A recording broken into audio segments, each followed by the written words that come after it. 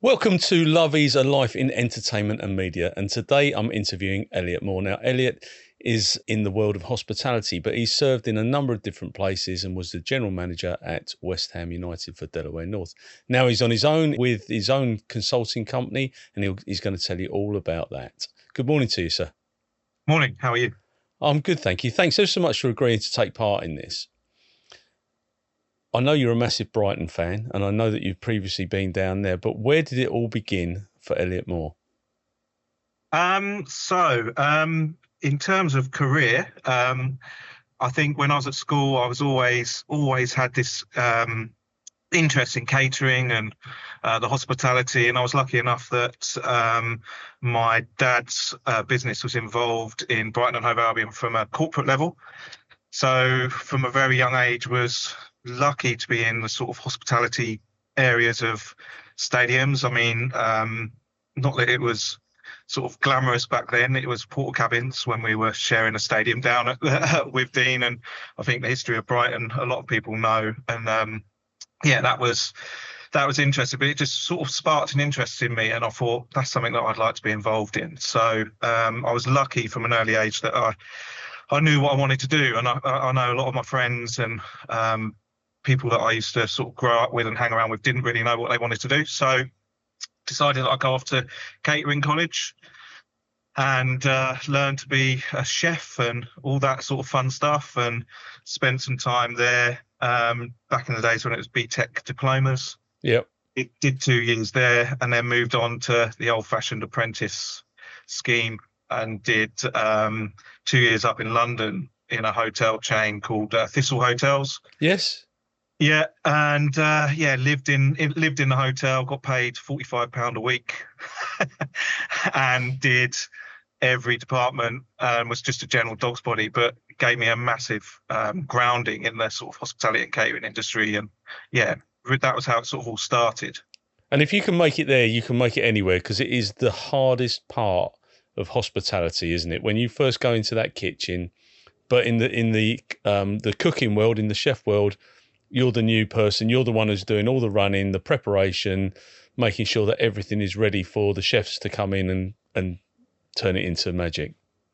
Yeah. I mean, I think as an apprentice, you're probably like bottom of the bottom below sort of the KP level. But I think what it teaches you is that there are so many sort of unseen faces and unsung heroes in that world that nobody ever sees in the back of house, that when that plate of food comes out or that bottle of wine gets opened, that the amount of people that are involved in getting that to that table is, it's impressive. So that's what that grounding taught me. And hotels is 24 hours. It's a hard industry. So, hats off to people that stay in that industry, definitely. Oh, yeah, absolutely. And where did you go to your catering college? Brighton, yeah, Brighton Tech it was back then. And that was they sort of taught you really old-fashioned, traditional catering. So silver service. We were doing cooking at people's tables. There was a training restaurant there. Yep. And that was open 3 days a week. And sometimes you were in the kitchen, sometimes you were front of house, and it was just sort of giving you the skills really of the how to deal with customers, deal with chefs, and give you a good grounding. But yeah, interesting times. And I think you make a really valid point, because, and we'll come on to this, because people don't realise how much work goes into getting that potato on the table. They'll moan about, how much does this cost? Well, actually, there's a whole team of people that are delivering that product to your table, and it's the buying cost, it's the business cost in itself, your ground rent, business rates, the whole lot, and then the staffing cost, which is absolutely enormous. Yeah. I mean, even more so now with all the sort of budget implications from the recent government and stuff. But yeah, it's I think people sometimes when they're paying for a meal, they sort of go, "Oh, that's really expensive," and they don't need to understand, but there is a hell of a lot of cost and time and effort that goes in to getting that plate of food out, and that even a pint of beer over the counter is just not as simple as having chucking No, a member of absolutely. staff on there and pouring a pint. So yeah, it's a massive effort to get that out to people. Yeah, absolutely. So where Yeah. did you go at the conclusion of the Thistle Hotel experience? Yeah, so I did my 2 years training there, a couple of hotels in London, and then moved. They part of the process there was that you were guaranteed a job at the end of it, like a Right. junior management role. So I got a junior management role in the sort of events, conference and banqueting department, it was called, and that was doing the weddings, the conferences. So Kensington Palace Hotel Yep. on the high street there. And that was my first management role. So like really junior role. They gave you like duty management shifts where you were basically responsible for the safety and overseeing the hotel when the general manager wasn't there. So in the evenings, night shifts, stuff like that. And wasn't getting paid much more than £45, but I was living in a hotel in central London. They looked after all my laundry, food. So that £45 was my beer tokens basically back then. What an experience. Yeah, and I was there when Princess Diana died. Oh, were And, you? yeah, so what a grounding that was. I was duty manager. What used to happen is you used to have to sleep in a hotel room, do a check and make sure that housekeeping had done all their stuff, and you were sort of a mystery guest, and you'd order room service breakfast and do a report for the general manager to come and have a read of when he came back in. And the phone went at sort of 3 o'clock in the morning, and it was the general manager of the hotel, German guy. He says, you need to, it's before mobile phones and Sky Yeah. TV and all this. He said, you need to get up because you're going to be extremely busy because Princess Diana's just died. I was, oh, you're joking, sort of thing. He says, switch on the news, switch on the TV, and there it was. And the hotel's like located right opposite where she used to live. Yep. And he said, you're going to be inundated with media wanting to go up on our roof to interview people and do live feeds back to their thing. I was like, oh, can't be that big. And literally got dressed, went downstairs, and there was a queue of all the major networks, BBC, Sky, and again, no mobile phones or anything, no way of communicating with my boss. And I sort of had to run back, phone him at his home, say, how much do you want me to charge? He just said, just pick a number out of thin air, they'll pay it, sort of thing. And yeah, that was like, I think, my fourth or fifth duty management shift. dealing with the world's media and trying to figure out how to get them up on the roof, and no health and safety or any sort of checks, no risk assessments or anything. This is 30 years ago now. And we just let them up there with their cameras. I think there's about 20 of them up there doing their sort of feedback. So yeah, just those sort of experiences you just don't get. No. In normal day-to-day jobs, do you? That's no, you don't. Hotels and hospitality, what it gives you. And people don't realise that a hotel is a reflection of society, isn't it? It's a town on its own. Yeah. You've got every walk of life coming through there, the good, the bad, the ugly, everything is there, demands that be placed upon you. People dying. I mean, I spoke to one guy who was at a hotel and somebody died, and they had to try and get the body out, and all those types of things. Yeah, I had experience of that. So. Oh, did you? God, nightmare. Yeah, but how do you maintain the resilience in the staff when you're in that management role? Because keeping people buoyant, and as we said, the wages are tough in the hospitality world. How do you do that from a managerial point of view? Yeah, I mean, I was super lucky during my sort of early stages of my career. I had some really good sort of mentors and managers that I reported into that sort of instilled in me that people in hospitality are your most important asset. And if you look after them, they're going to look after you, look after the business and stuff. And especially in hospitality, you're spending probably more time with these guys than you are at home with your families and stuff. So I learned very quickly that you've just got to really include all levels of staff in sort of any decision making that is going to affect their world. Lots of team building stuff, simple things, just saying thank you and sure they get fed and watered. That's really important. Make sure, even if they're only grabbing 15 minutes, that they're sort of going away, sitting down, having a little recharge. Just sort of simple stuff like that, which, again, I've worked with managers and other people that don't do that, and the No. impact is pretty big, you know. Um, Yeah, and they do take a dim view when somebody sits down. I worked at London Stadium last night, and I walked 9 miles around there. mm, You know, yeah, and my 60-year-old legs, it feels it today, and it is tough on the old body, and the chefs standing up and everyone else, and there's so much effort goes into the prep and it's not only for the event, it's the before and after, people mm, clearing up after. yeah, yeah. Where did you go to after your managerial stint at Kensington? Yeah, so I was there for a good couple of years, and then my sort of boss, a guy called Jim Crouch, he was my first sort of mentor. Really good guy. Learned so much from him. He got a fantastic role at Earls Court Exhibition Centre, Right. and asked me to go over and be in charge of his events business. So you could hire the Earls Court for like in the Brit Awards used to be there. Vodafone used to have their sort of conferences there. So I ran that for him and that was my first sort of head of department role. And yeah, I was there for a good couple of years, and that just gave me a totally different experience than hotels. That was real big jump into the events world and mass catering. Brit Awards, when it was there, sort of 4,000, 5,000 sitting down for a meal Wow.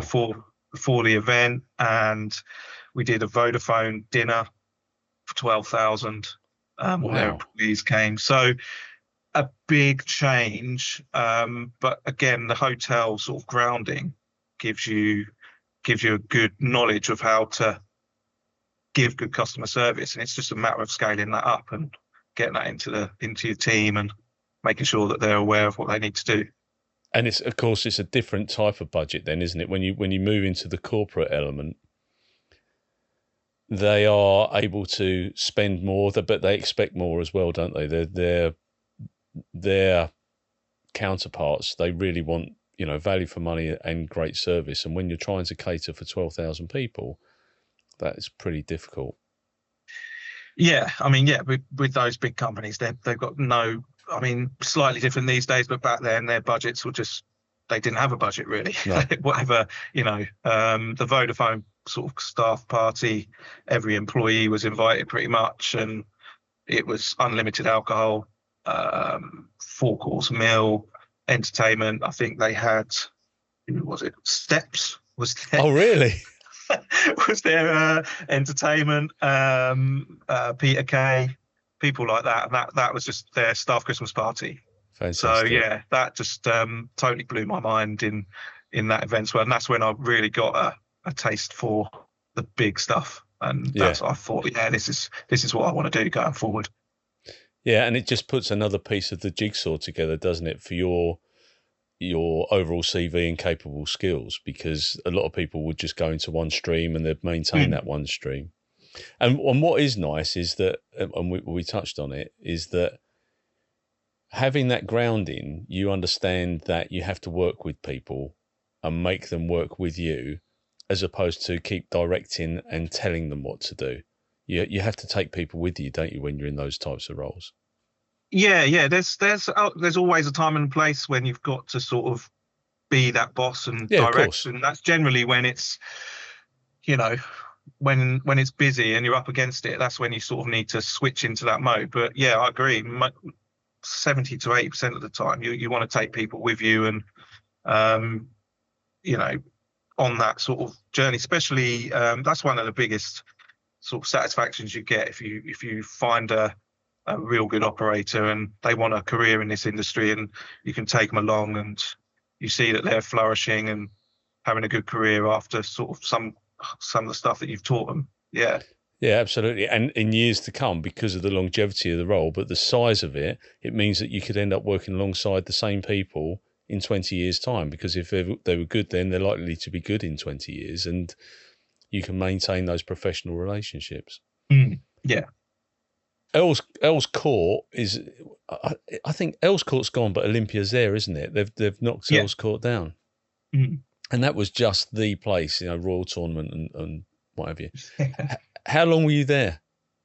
I was there for just over 3 years. Yeah. So yeah, again, real good grounding into the events world, and not only the sort of F&B side, but then you start sort of touching bits that you would never see again. Like I think people don't sometimes understand what goes into like the securing of these events, the Yeah, ticketing, the cleaning, the overlay that goes into. But like you talk there about the Royal Tournament, the sort of military event that venue was famous for, the sort of overlay and organisation that goes into that, and the fact that you've got royalty coming and start getting access and seeing what goes into putting these things on. It's an army and an absolute army of people behind yeah, the scenes that are getting these things going. yeah. It is. It's Yeah, absolutely it's crazy. huge. Yeah, it is. And as I say, the customer loses sight of that. They think that they're sitting in their seat. They've paid their however much money to watch it. Mm. A huge percentage of that money goes on the running. There's not a lot of profit in these things. No, margins are very tight, very, very tight. Yeah. Yeah, they are. Where did you go to from Earl's Court? So from Earls Court, I came back down. I actually came back down to Brighton for a bit because I was living in London, and did a stint in a hotel on Brighton seafront. Just came back down to the coast just to be sort of near a family and stuff. And then I was working in a hotel on seafront as their head of conference and events. Met my wife in there, and then from there I got my first sort of leisure job, and I was heading up all the catering on Brighton Pier. Oh, really? Yeah. Another iconic site, is it? Yeah, that one was interesting. So yeah.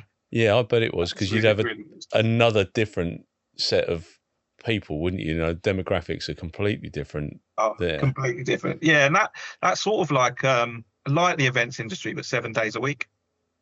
Yeah. Dealing with thousands and thousands of people, especially bank holidays and in the summer, that are coming on there, and that gave me a real insight into the sort of fast food public catering kiosks, catering side of stuff. So that was a lot of obviously fish and chips, donuts, burgers, that sort of stuff, and doing that en masse. Just another eye opener really on what goes into it, and yeah, really good learning curve on there. I would imagine when you phone up a supplier, they must be absolutely delighted to hear that Earl's Court are looking for people to supply them with steaks or fish and chips for Brighton Pier. They must be over the moon, and that's a huge part of their work, I would imagine. Yeah, you suddenly become very popular with suppliers, especially when you make those sort of calls. And yeah, it can make companies, Yeah. We on the Brighton Pier, our general manager was very keen on using local suppliers, and he sort of was a bit of a forerunner in that. He was really keen on not using the national suppliers, which we used previously. He came in and said, no, we're a local business and we want to support local employment and local food miles. And he was talking about that stuff back then, and it's talked about all the time now, isn't it? But yeah, it is. And I think some of the companies that we dealt with at the time, it made them into big companies locally, and set them up, and generational wealth I think that created for some of these family-owned businesses, which is really nice thing to do. Yeah, absolutely. And it keeps it real, doesn't it? Within like you say, we talk about carbon footprint and everything that goes with that, but a lot of it is talk. Now it's what you've done there is is put into action. I know that when we were when you were at West Ham, there were a lot of local suppliers there as well. Same with, in fact, Delaware are pretty good around that, trying to use local Absolutely. suppliers. Yeah, yeah, massively important. Yeah. But Brighton Pier burnt down. That Yeah, so that was actually when I was there. There was a no. fire in a storeroom at the end. Thankfully, it wasn't a catering store. Otherwise, that would have fallen on my watch. But yeah, it was a storeroom underneath the Helter Skelter, which is sort of 120 years old, made of wood, and Yeah. it just goes. And the whole infrastructure of that place is wood. Oh. You know, the decking is wood. So when it goes, it goes. There would be sort of, because of the structure of the place, you'd probably have sort of a small fire quite regularly on there, but Yeah. all contained and you know, dealt with without the sort of public knowing. But yeah, there was a big one there during my time, and then of course there was the West Pier, which fully broke down and Yeah. was set on fire. But I think that was arson. Oh dear. Yeah. So did they close the pier down then, and you had to move on, or? No, they just close that section off. It's very clever how they do it. They close it off and then they build almost like a floating work station, if you like, on a mass scale, and with cranes and stuff that sort of goes round the back of the pier. And they sort of built that from the sea onto the pier, so they weren't bringing stuff onto the pier. They just cornered it off, and customers could come on. Oh, very cool. Yeah. So no, I was yeah, and very clever how they did it. They rebuilt it out of wood and kept to its original sort of stuff, and yeah, very cool. Yeah. Where did you go to from there? So that's when I finally got into the sort of stadium world. So I went to Highbury for Arsenal. And, did you? Yeah, that was my first stadium gig, and I was head of concessions and the public catering. And I think I got that job based on what I was doing on the pier and that sort of experience of fast food, and yeah, and then joined back in those days a company called Leatherby and Christopher, which was a Compass Group business. Yeah. And yeah, went and did that. No computers. You had to put a request in to send an email, use the boss's computer.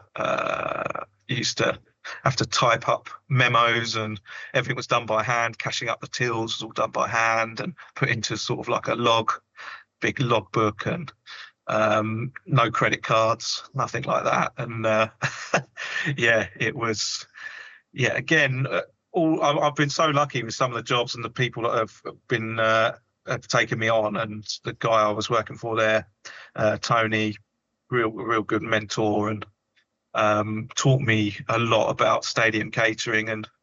And yeah, when you're doing it all by hand and you haven't got computers and you're trying to work out stock levels and stuff on a piece of paper, and yeah, it gives you a real good understanding of the ins and outs of trying to feed. I think Highbury back then was 38,000 people. Yeah. Working on pro formas to get your stock in and all that. Just completely different way of doing it.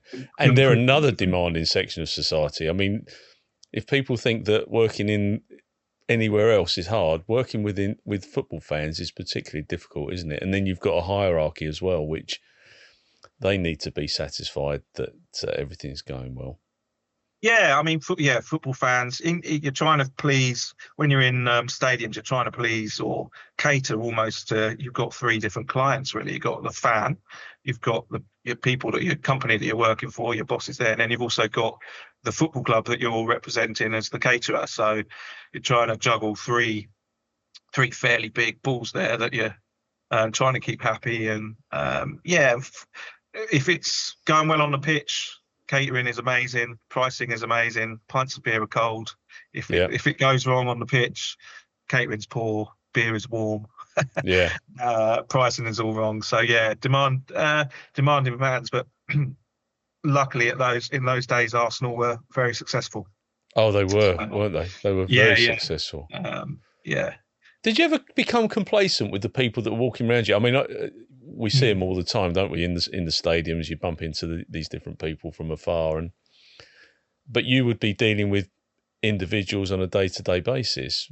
Did you ever sort of become complacent with the fact that you might see Arsene Wenger wandering round and Yeah, you do. I mean, um, they used to spend a lot of time at the stadium because I think the training grounds didn't have the facilities that they have now. So players and management used to be at the stadium a lot. And yeah, I mean, I think first time that I sort of had interactions with those guys, Wenger, Bergkamp, and people like that, it's sort of you are a bit starstruck, but then it just becomes pretty normal. the norm. Yeah, Normal, you go many occasions you go up to the sort of kitchen there, and a player or Wenger would be in there making themselves a cup of tea, and I think you have to just remember they are just normal people that are just got a good career and have done very well in their chosen profession. And yeah, yeah, I think of one occasion my wife came and picked me up from Highbury, and as I was coming out, Wenger was coming out, and he's sort of like, "See you tomorrow, Elliot." And she's like, "Oh my God, that's," and I just didn't even register it. It just sort of goes straight over your head. yeah. But yeah, that world and football and yeah, you do come complacent, and yeah, you Yeah, forget absolutely. actually what some fans would give to be Oh, in the yeah, same room with some of these people and yeah, have a yeah, conversation with them. Yeah, yeah, yeah. absolutely. Yeah, the interactions are priceless, aren't they? And of course, they probably didn't have the same sorts of dietitians then that they've got now. No, there was none of that. I think it was just starting to come in when I started at Highbury, and we weren't feeding them at stadium pre-match meals. I think Wenger, when he came, he was probably, real forward thinker, wasn't he? I think when you Yeah, read what he did in terms of diet, and I think he started to bring that in during my time, and but it wasn't anything like it is now, you know. were you there for the unbeaten run when they Yeah, I was when there they? for that. I was there for the last season. Wow.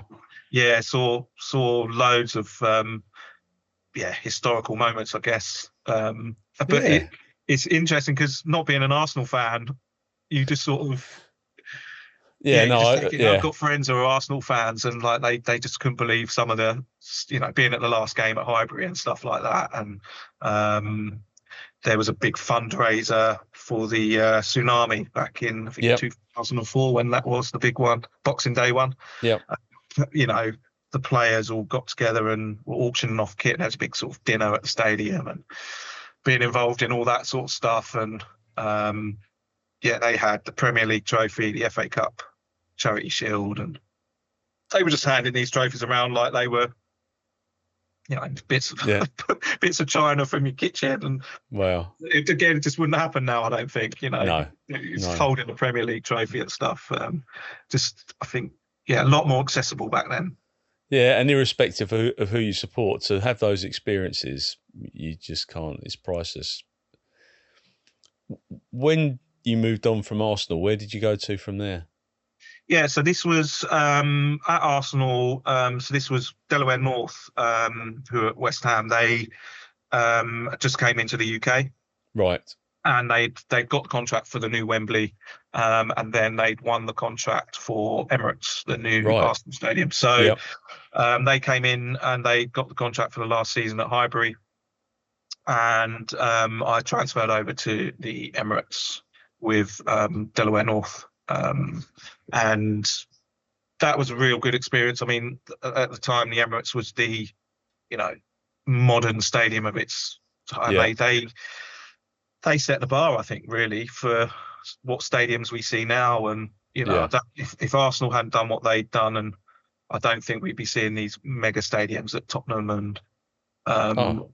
have built. And even my club, Brighton, at the stadium that they've built, I think Arsenal, what they did was really change the landscape for stadia, and Yeah. the club Massively. level hospitality there and how they sold it and done it. Yeah, it was great to be a part of. So when set that up and then helped support the opening of Wembley at the same time.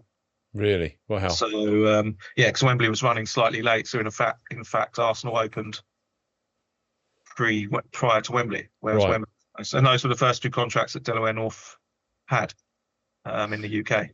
Wow. Because I mean, I think I'm a West Ham fan, as you well know, but I Mm. enjoy working at Emirates because I just think that the hospitality section and the layout is fantastic. I hear a rumor that they're looking at expanding the Emirates to make it a larger stadium, and today they announced that Man United are moving from Old Trafford.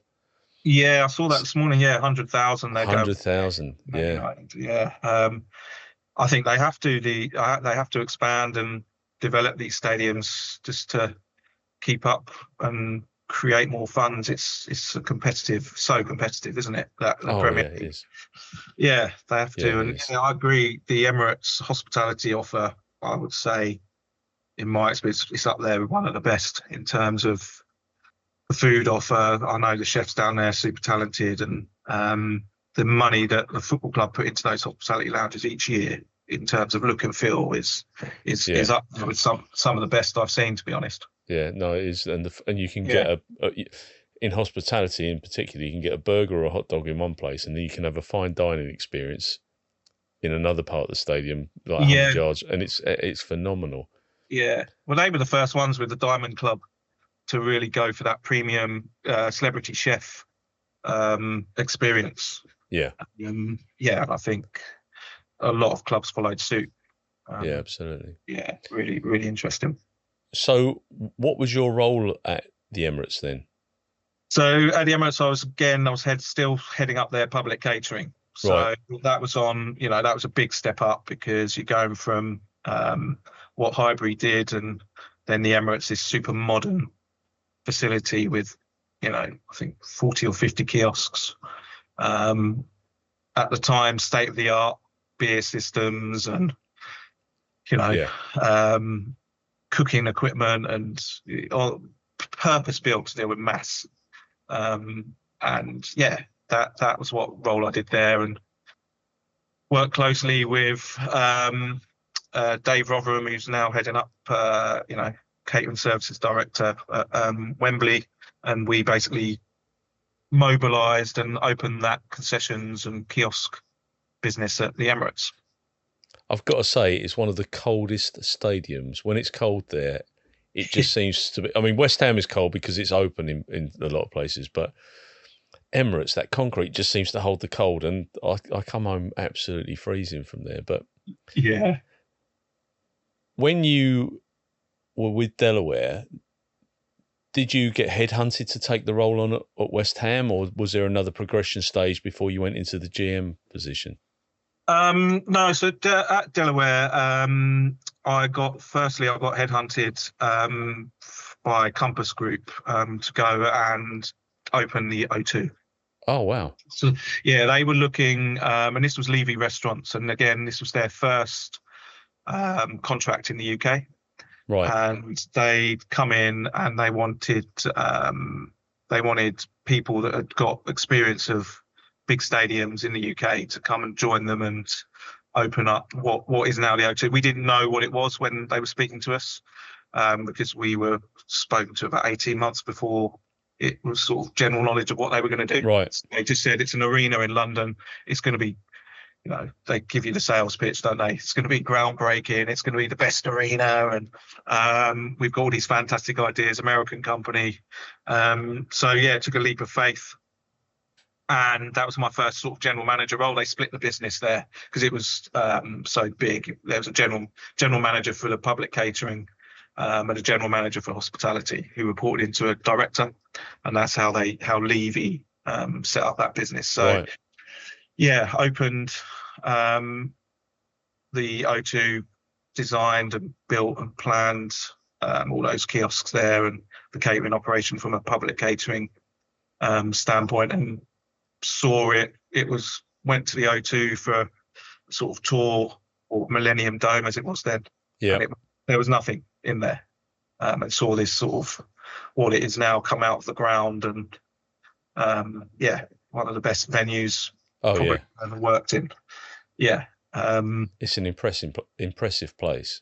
Yeah. And sort of 6.5 years there. Oh, really?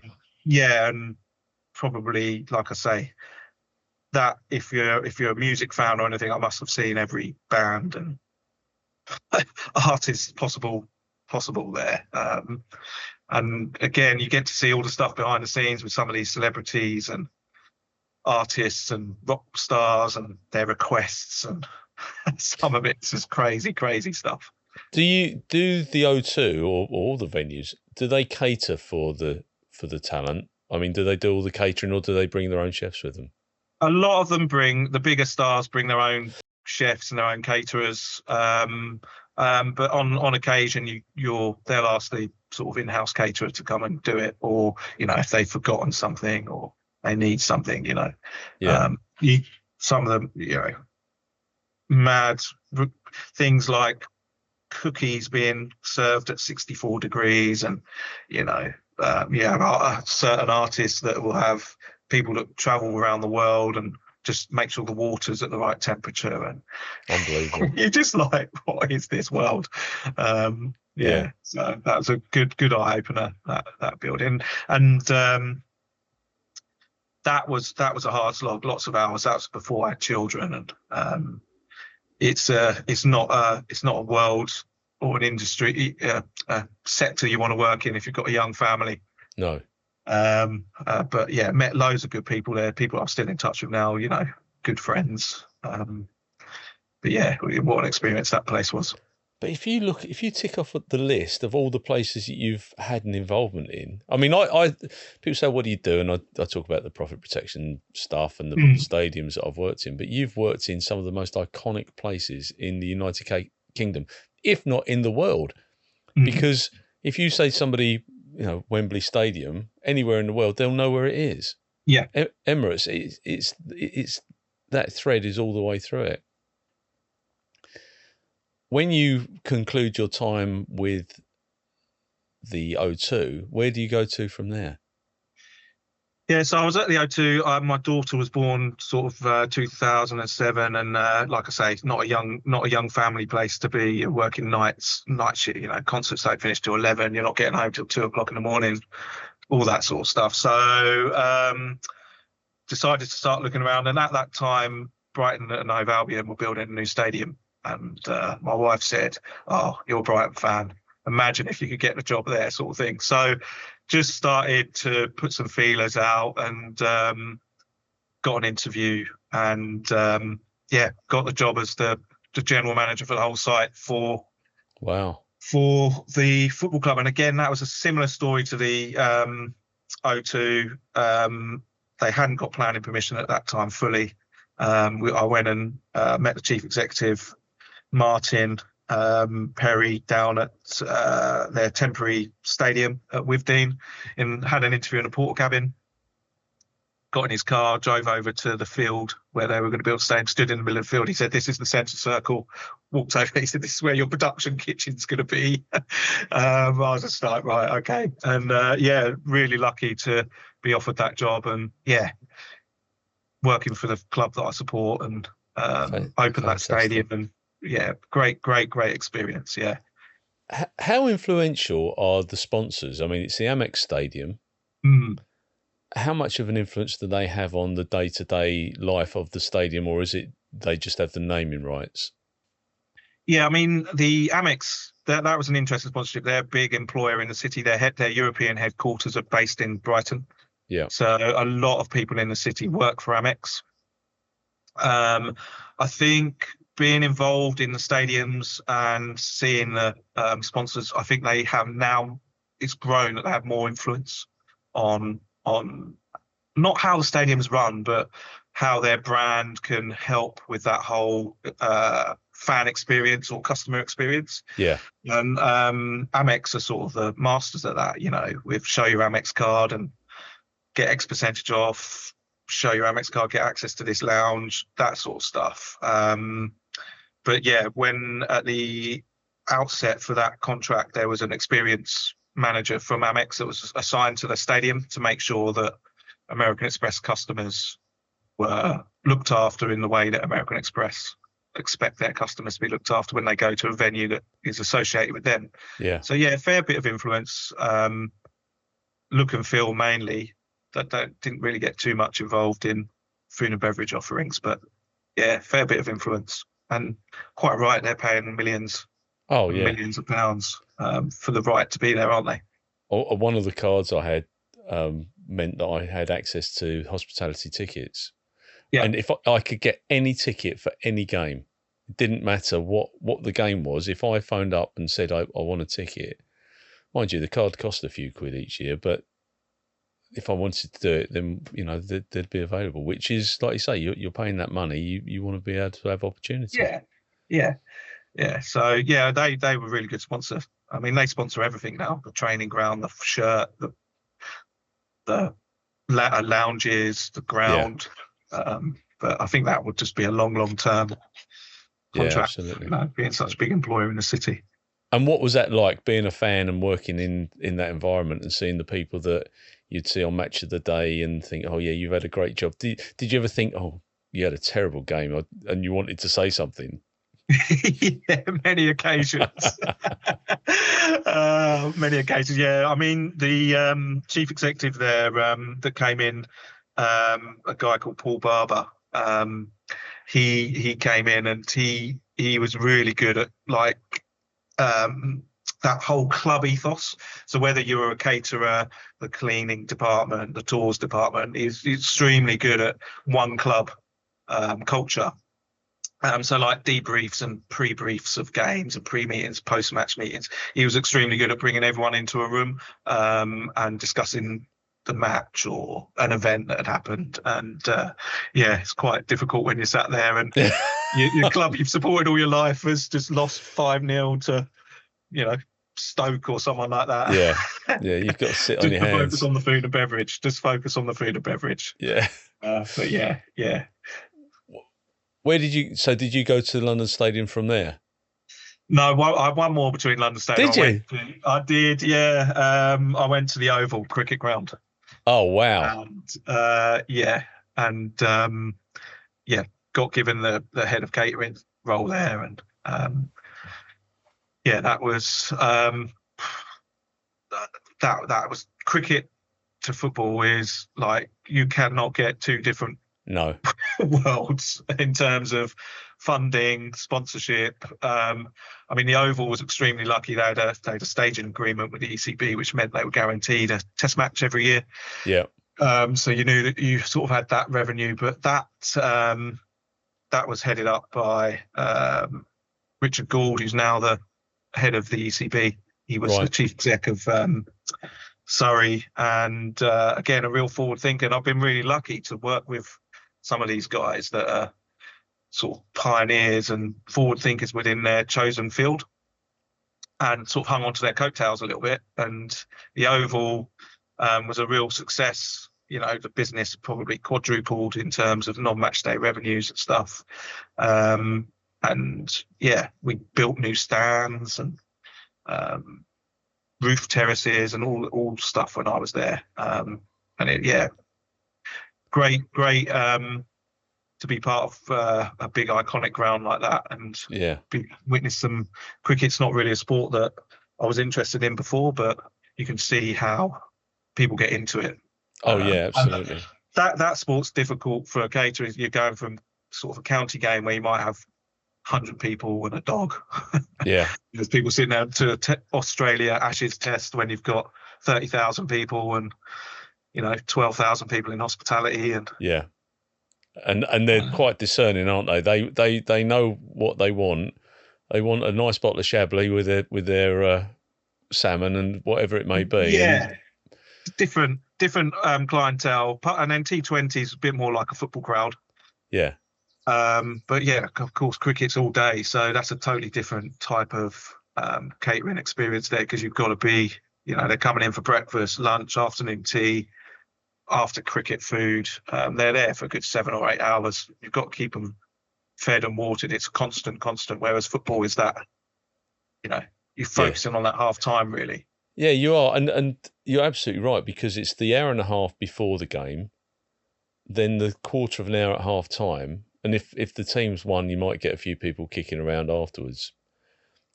But you've only got a very short window in order to make money there. Whereas at cricket, you may have fewer people, but you've got an expanded time of sale. The other thing that people lose sight of the fact is that they cannot just rely, certainly in the cricket world, on income from the cricket crowds, because you've got to diversify around events, Mm. hiring out space, sponsorship, whatever it may be, in order to bring in different streams of income. And as I say, I think that the public lose sight of that. How difficult is it to bring external parties into venues like the Oval? Yeah, I mean, you've got to work hard at it. I mean, I would say they're probably one of the busiest sports venues in the city in London now. I mean, but at the time we were doing maybe one or two events a week there, and the chief exec Richard is very keen to. He could see that there was empty spaces that could be used outside of cricket, and he could see also that was a vital source of income for the cricket club outside of the summer. And I think now, they've got a huge team of non-match day business there is equivalent to some stadiums in total. Right. What they've managed to do there is invest in more spaces, and you just got to work extremely hard. And the competition in London is massive. I mean, the great thing with the Oval, they have such a good transport links to get there. Yeah. Like tube, overground, underground. It's easy to get to. Yeah, it is. So they were lucky in that respect, but they worked extremely hard at marketing and selling that place, and a huge sales team that sort of managed that. And I think they're pretty full every day outside of cricket. Big success story for them. Yeah, but yeah, difficult, especially in London. Yeah, absolutely. Yeah, there's a lot to choose from, and everybody's watching how much they're spending. Yeah, especially current climate. I think that's probably one of the toughest sectors. The event sort of non-match day or non-event day businesses are tough. Because people are, and it's changed. It's very last minute, short lead times. People making decisions late on. They're also doing their market research. Yeah. So yeah, it's tough to get these venues filled. And also some of these venues are designed, some of these rooms are designed with the sport that they have in mind. So, London Stadium, for example, is designed to host hospitality guests at a football game, not necessarily designed to host conferences. There's fixed seating, walls and stuff that are there to give it a good aesthetic, to make it a nice experience for the West Ham fans. But it doesn't really lend itself to non-match day conference and events. And that's not just London Stadium. That's the stadiums worldwide that have done that. Yeah, absolutely. Yeah, no. Yeah. So you see this advert come up. Do you see the advert, or do you get a phone call to say, Elliot, we've got this job coming up at London Stadium. Do you fancy it? Well, interestingly, so my boss who I used to work with at the O2, Daniel Clark, he was heading up the operations for Delaware, and sort of kept in touch with him. And when I spoke to him, he sort of talked to me about Delaware North and the stadiums that they have, and they basically have got all the big iconic ones in the UK. And he said, if ever an opportunity comes up, would be interested in coming over. And yeah, of course, because once get one of the big ones on your CV is sort of what you sort of aim for. And then London Stadium came up. Went through the process, met Doug, the MD at Wembley, and then joined the team, came on board West Ham, and Fantastic. London Stadium. Yeah. And that's a completely different setup, because you've got so many people involved in them. You've got the legacy element, you've got West Ham United, you've got Delaware North, you've got very vociferous supporters who are very demanding. What was that like, making that transition back into football from cricket? Yeah, I mean, football, going back into football, you suddenly realise that, oops, I've got to switch back on for that. It's a lot more intense. the sort of setup of that stadium in terms of, like you say, all the different parties involved, was different and not something that I'd dealt with before. And you've got to up your game a bit on the management of all those different parties and try and keep them all happy. But it's just the size of it that sort of caught me out a little bit at the beginning, because it's 60,000, and that's a big step up to go into one of these big boys. And it's you have the same problems, but they're just multiplied by 60,000. So they're sort of bigger problems, if you like. So yeah, it was a challenge, but one that I really enjoyed. And having a company like Delaware North, who are used to running these big venues, it was good to be working for a company like that has got the expertise and the people in and around that business that get those big stadiums. So yeah, transition was okay. It took me a good 4 or 5 months to settle into that one. But globally, Delaware are huge, aren't they? I mean, you look at the work that they've got in Australia and the USA. They're big and very used to running these iconic venues. And of course, Lady Brady, David Sullivan, David Gull, they're very exacting people, aren't they? They know what they want, value for money, and they're representative of the fan base as well. So did you have interactions with those personally, or would that be through a third party?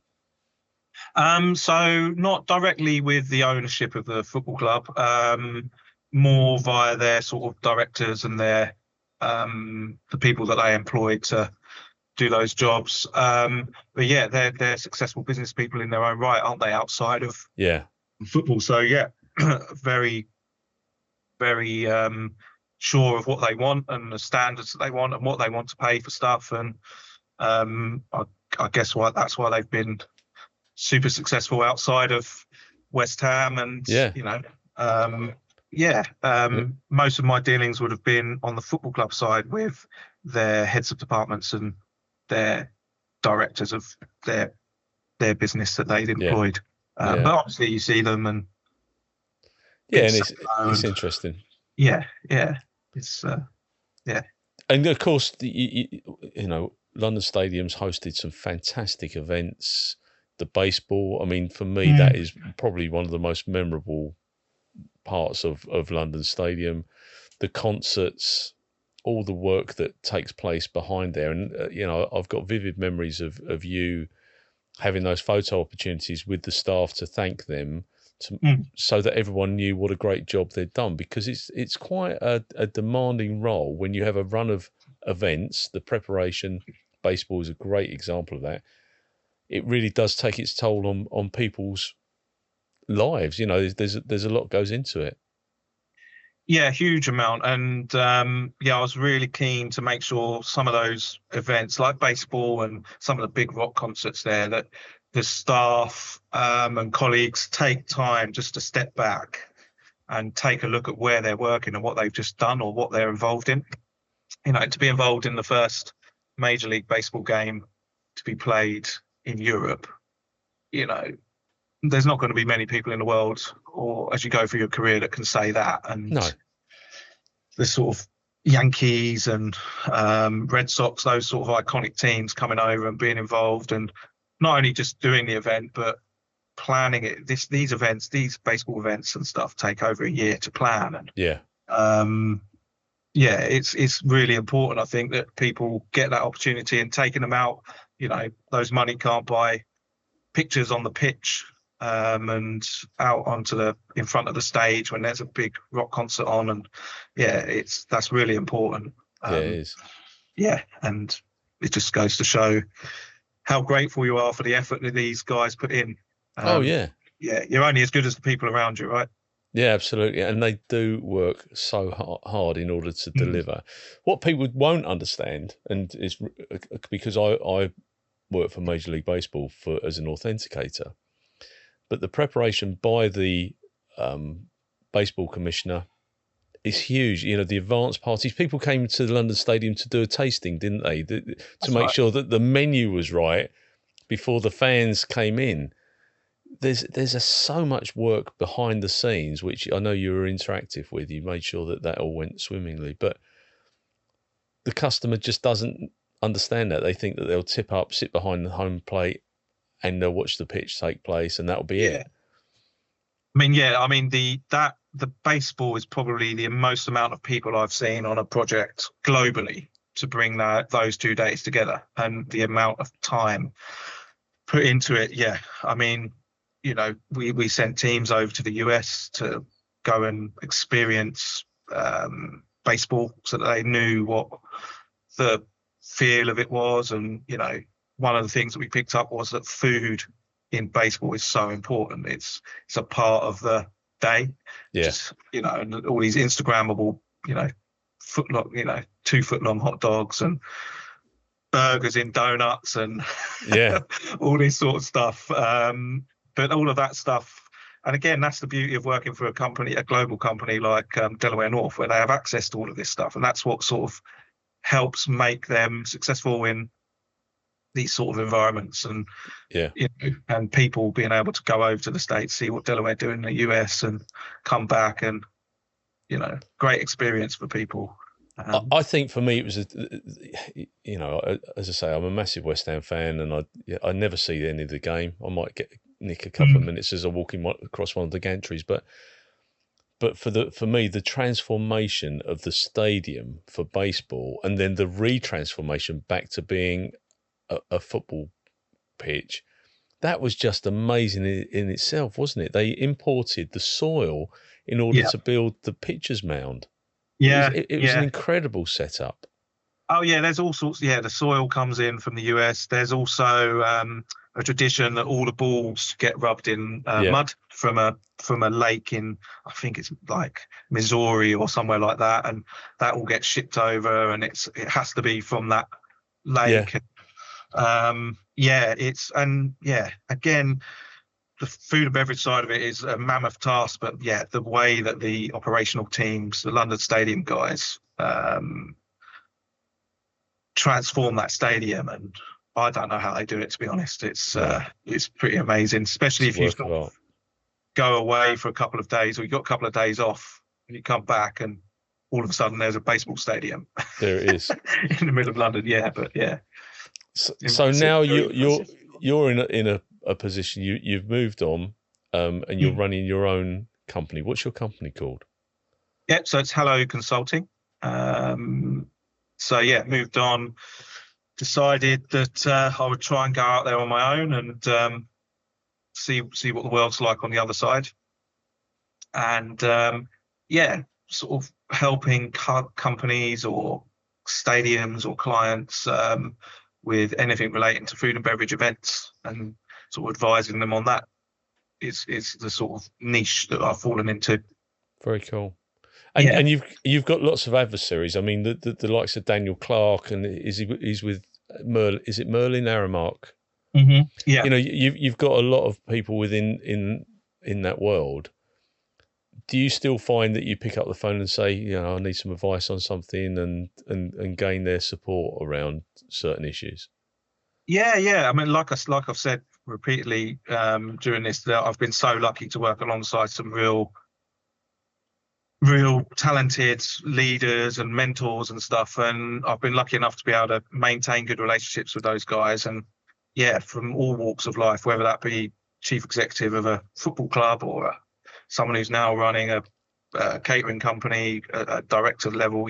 Absolutely. I'm not afraid to pick up the phone and ask for advice, because these people are years ahead of me in some of their knowledge and stuff on stuff. So should always pick up the phone, I think, if you need advice. But equally, you're open to taking calls for advice as well, aren't you? People will turn to Elliot because of the work that you've done. Yeah. How do you look at your marketing strategy and get into the different catering areas to bring in more work for you? Yeah, I think so. The way that I've started to do it is I'm more contacting the owners and the operators of the venues, and saying that I can support them, getting a better return or better experience if they need it from their catering offer. And there's a lot of fantastic stuff going on out there. Some people don't need it. Some people are coming to end of contracts and want some advice on, do they stay with an existing caterer? I've got clients that need support with going through a tender process. Some clients that want some help on efficiencies, and all stuff that you pick up over the years that some people just don't see or can't see or don't necessarily have the experience. And more than happy to support and help them on that. But that's the sort of strategy. And then some of my clients have come through word of mouth and contacts through the industry where they're working on projects and phoned me up and said, "Oh, we've got this going on. Would you mind coming and helping?" And and it's that fresh pair of eyes, isn't it, which you can offer. You can offer that fresh pair of eyes around delivery, the strategic roles that they're trying to achieve, because you've been there and done it, haven't you? That's not arrogance. That's fact. Yeah. I can bring a lot of expertise. And I actually, like when I was working in stadiums, I used to enjoy when a fresh pair of eyes came in. If that was someone from another venue, or, when your boss used to come and have a walk around it, because when you're in it and you're seeing this stuff every day, you do become blind to it sometimes. Yeah, absolutely. So a fresh pair of eyes is critical, I think, and people should be welcomed in and, encouraged to give you feedback on your operation, most definitely. Well, what we'll do is if you can send me all your social media links, your LinkedIn, everything, I'll put it into the body of the text for the podcast, and we will see where it goes from there. Elliot, thank you so much for your time today. No worries. I wish you well. I hope you've enjoyed the experience, and I will speak to you very soon, sir. Cheers. Appreciate it. Take care, mate. Thank you. Take care. Look after yourself. Bye-bye. Thank you. Bye-bye.